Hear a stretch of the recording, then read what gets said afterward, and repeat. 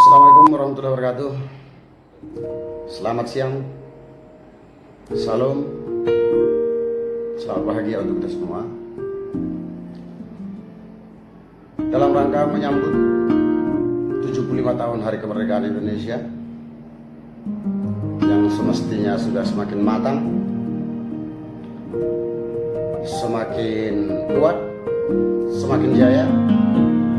Namun setelah 75 tahun kita berada dalam genggaman penjajahan. Tidak jauh berbeda setelah itu.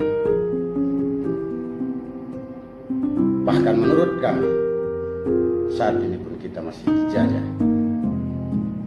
Yang paling pelik, kita dijajah bukan oleh bangsa asing yang warna kulit dan rambutnya berbeda dengan kita. Tetapi saat ini kita dijajah oleh negara kita sendiri, oknum warga negara kita sendiri. Bagaimana tidak? Pada kesempatan ini kami ingin mengulas sedikit detik-detik menjelang perayaan kemerdekaan Indonesia, apa yang terjadi di negara kita dalam perspektif hukum ataupun penegakan hukum. Kami ingin sampaikan bahwa telah terjadi satu hal yang sangat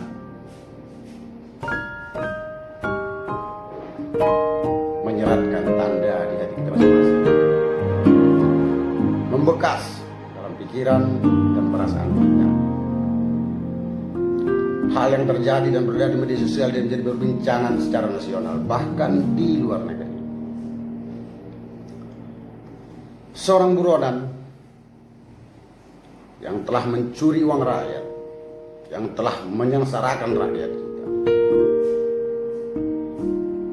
Seorang koruptor, seorang penjahat perbankan yang sudah divonis pengadilan, mempunyai kekuatan hukum tetap, bisa main mata dengan aparat penegak hukum kita. Dengan siapa?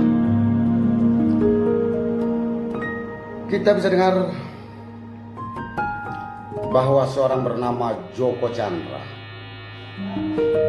sudah menjadi buronan bertahun-tahun. Namun pada saat dia menjadi buronan itu, malah dia dijadikan sebagai konsultan oleh Kepolisian Negara Republik Indonesia. Buronan menjadi konsultan polisi terjadi di negara. Oleh siapa? Memang oleh oknum. Seorang jenderal berpangkat bintang 1 bisa memberikan surat, memberikan keleluasaan kepada si buronan ini. Bagaimana negara kita jika seorang jenderal saja memperlakukan buronan seperti itu? Yang mestinya mereka adalah garda terdepan dalam penegakan hukum, dan mestinya mereka ada menjadi pilar penegakan hukum itu sendiri. Namun mereka lah yang menjadikan hukum itu sebagai dagangan. Ironis sekali. Itulah yang terjadi menyambut 75 tahun Indonesia merdeka. Lebih ironis lagi, dalam hal Joko Chandra ini yang semestinya eksekutor adalah Kejaksaan Agung, bertindak sebagai eksekutor yang mengeksekusi, memasukkan Joko Chandra ke dalam penjara untuk menjalani hukuman 2 tahun yang diponiskan kepadanya. Tapi apa yang terjadi dengan jaksa? Memang oknum katanya, Pinangki, Berbi, malah berulang kali bertemu dengan sang buronan. Bagaimana bisa? Siapa yang kita percaya? Jika penegak hukum, pelaksana eksekutor itu sendiri malah bermain mata dengan yang akan dieksekusi. Potret negara kita dalam penegakan hukum menjelang 75 tahun Indonesia merdeka. Lebih ironis lagi, di mana pengacara penasihat hukum yang menurut undang-undang juga adalah penegak hukum berkolaborasi, bekerja sama, menjalankan kepentingan, melakukan sesuatu untuk kepentingan seburonan. Bagaimana ini bisa terjadi? Yang mestinya ketiga elemen penegakan hukum ini, di mana kepolisian, kejaksaan, juga pengacara, adalah harapan kita untuk mendapatkan hukum yang tegak di negara ini. Tapi begini potretnya, menjelang 75 tahun kita merdeka. Andaikan di dunia ini tinggal 1000 orang yang ingin menegakkan hukum, saya ingin salah satu di antaranya. Andaikan tinggal 100 orang yang ingin menegakkan hukum, saya ingin salah satu di antaranya. Andaikan tinggal 1 orang yang ingin menyelamatkan penegakan hukum, mudah-mudahan saya lah di antaranya.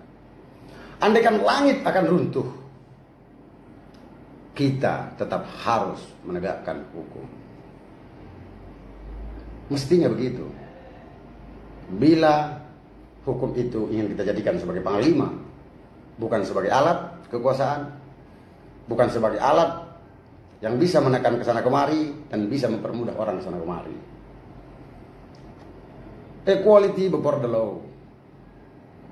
Semua manusia sama di mata hukum.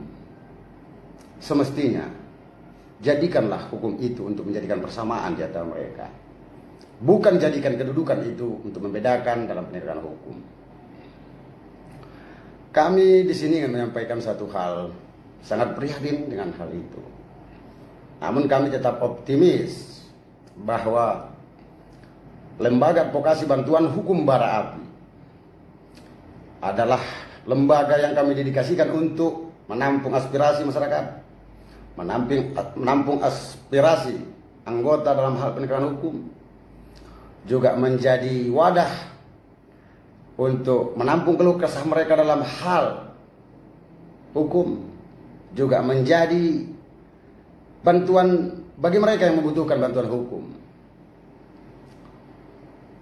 Presumption of innocence merupakan hal yang selalu kita dengar, bahwa asas praduga tidak bersalah, asas-asas dalam hukum, kewajaran, kepatutan, kelayakan, yang mestinya masyarakat kita sendiri tahu dan diberitahu oleh negara tentang itu. Karena pendidikan masyarakat, pendidikan kepada masyarakat, pencerahan kepada masyarakat adalah tanggung jawab negara. Namun yang kami lihat dalam hal perspektif hukum, dalam hal pencerahan ataupun pembelajaran ataupun hal-hal yang menyangkut dengan hukum ini sendiri sangat-sangat minim di negara kita. Bagaimana tidak? Bagaimana kita bilang tidak sangat minim? Kami mencontohkan satu hal, di mana kami berasal dari sana sehingga organisasi kami, Barisan Anak Rantau dan Mantan Narapidana ini bisa ada berasal dari ini. Maka kami tidak pernah bisa melepaskan pandangan-pandangan kami dari hal seperti ini. Sebuah departemen dengan satu kementerian bernama Kementerian Hukum dan HAM, yang selalu orang-orang di situ cerita tentang hukum, orang-orang hukum, pakar-pakar hukum. Kementerian Hukum dan HAM mempunyai satu dirjen namanya Dirjen Pemasyarakatan, di mana dirjen ini berfungsi adalah sebagai satu bagian dari fundamental untuk merubah stigma ataupun merubah satu kebiasaan buruk yang terjadi bagi narapidana untuk menjadi kembali kepada masyarakatnya. Sangat mulia sebetulnya, sangat fundamental sekali, sangat bagus sekali satu badan ini, Dirjen di bawah Kementerian Hukum dan HAM ini, yaitu bagaimana menjadikan orang yang sudah bersalah menjadi bersih kembali kepada masyarakat. Efek noda dari kesalahannya itu dihapus sehingga dia dibersihkan kembali, dilisensi kembali oleh negara, kembali kepada masyarakat. Itulah yang berada di bawah Kementerian Hukum dan HAM ini. Jutaan orang sudah di negara kita ini, ribuan orang saat ini, orang-orang yang melakukan pelanggaran hukum berada dalam pembinaan Dirjen Pemasyarakatan Departemen Hukum dan HAM ini. Komplit sekali. Permasalahan narkoba, prostitusi, kanibalisme, pembunuhan, perampokan, berbagai pasal semua ada di situ. 351, penganiayaan, 170, pengeroyokan bersama-sama, 363 penculian malam hari, 362 siang hari, 340, 338 pembunuhan berencana dan segala macamnya.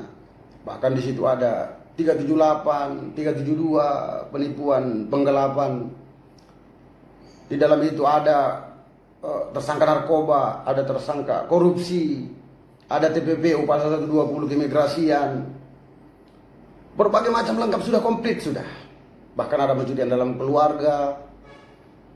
Bahkan ada karena kelalaiannya mengakibatkan hilangnya nyawa orang lain, 39.